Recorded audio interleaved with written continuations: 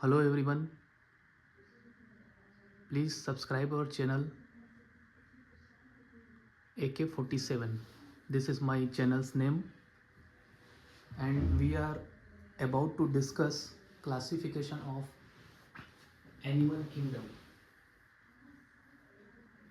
ठीक है, तो अब अपन शुरू करते हैं the most important classification of animal kingdom. ठीक है, एनिमल किंगडम का क्लासिफिकेशन. थोड़ी सी लाइट हम लोग और पढ़ा लेते हैं इधर.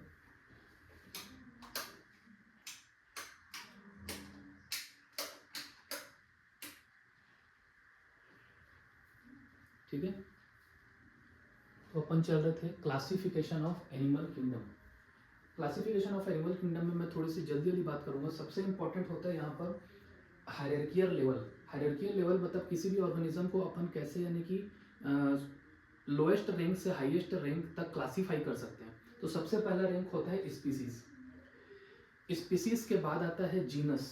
Species, genus, family, order, class, phylum, kingdom, domain. ये सीक्वेंस आपको नीचे से ऊपर की तरफ याद रखना है. उसका रीजन ये है कि यही है हायरार्कियल लेवल. हायरार्कियल लेवल का मतलब होता है कि बहुत सारे स्पीसीज जो है, बहुत सारी स्पीसीज, दुनिया में बहुत सारी स्पीसीज है, वो सब स्पीसीज मिलकर के क्या बनाएंगे? जीनस बनाएंगे. ठीक है, जीनस बहुत सारी मिलकर के क्या बनेगी? फैमिली बनेगी. फिर बहुत सारी फैमिली मिलकर के क्या बनेगी? ऑर्डर बनेगी. फिर बहुत सारे ऑर्डर मिलकर क्या बनाएंगे? क्लास बनाएंगे.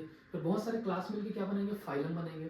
फिर बहुत सारे फाइलम मिलकर क्या बनेंगे? किंगडम बनेंगे. फिर बहुत सारे किंगडम मिलकर क्या बनेंगे? एक डोमेन बनेंगे. समझ रहे हो मैं क्या बोला? आपको केवल सीक्वेंस याद रखना है, that is species, genus, family, order, class, phylum, kingdom, domain. ठीक, तो इसको एक्सप्लेन कर रहा हूं मैं. सबसे पहले है डोमेन. ठीक है, डोमेन जो है सबसे हाईएस्ट हायरार्कियल लेवल है. इसको हम लोग बोलते हैं हाईएस्ट टैक्सोनॉमिकल रैंक, क्योंकि इससे ऊपर कुछ नहीं है. मतलब ये सबसे लास्ट डिवीजन है. मतलब इसके बाद इसको और डिवाइड नहीं किया जा सकता. मतलब ये सबसे बड़ा लेवल है. ये किसी के अंदर नहीं आता, इसी के अंदर सब आते हैं. ठीक है, ये जितने भी क्लासिफिकेशन है सब डोमेन के अंदर ही आएंगे. तो 3 प्रकार के डोमेन बताऊंगा. सबसे पहला है बैक्टीरिया, दूसरा है आर्किया, तीसरा है यूकेरिया. बैक्टीरिया एक पूरा डोमेन है जिसमें केवल बैक्टीरिया के बारे में ही समझा जाता है, उसका क्लासिफिकेशन को समझा जाता है, उसके जितने भी स्ट्रक्चर है उसको समझा जाता है. दूसरा है आर्किया. आर्किया मतलब होता है प्रिमिटिव बैक्टीरिया, जो सबसे पुराने बैक्टीरिया थे, वो वाले बैक्टीरिया का अगर आप स्टडी कर रहे हो, जो हो सकता है वो फॉसिल बन गए हैं, जो पुराने हो गए हैं, जो अभी नहीं है ना, जो पुराने हो गए हैं, ऐसे वाले को क्या बोलेंगे? आर्किया. और इसके बाद होता है यूकेरिया. यूकेरिया मतलब जो अभी रिसेंट में खोजे गए बैक्टीरिया हैं, उनके बारे में अगर कोई स्टडी करता है तो उसको यूकेरिया में स्टडी किया जाता है. तो इस तरह से 3 डोमेन बनाए गए हैं. पहला डोमेन है बैक्टीरिया, दूसरा है आर्किया, तीसरा है यूकेरिया. यूकेरिया में जितने भी नए जीव आ रहे हैं उनके बारे में स्टडी भी है. आर्किया में पुराने जीव जितने भी हैं उनकी स्टडी है.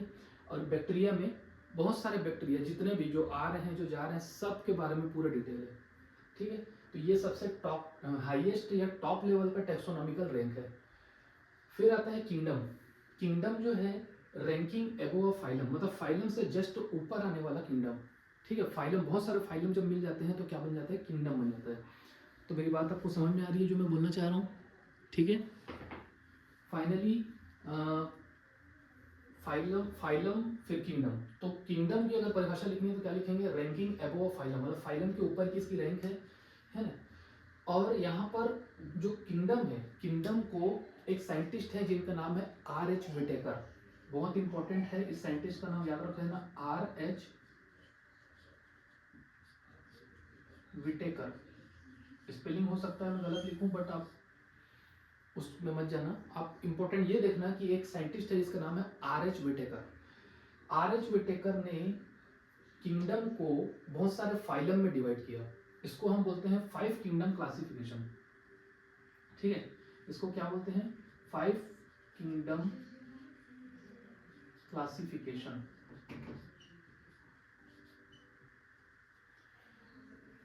जो R.H. विटेकर है ना,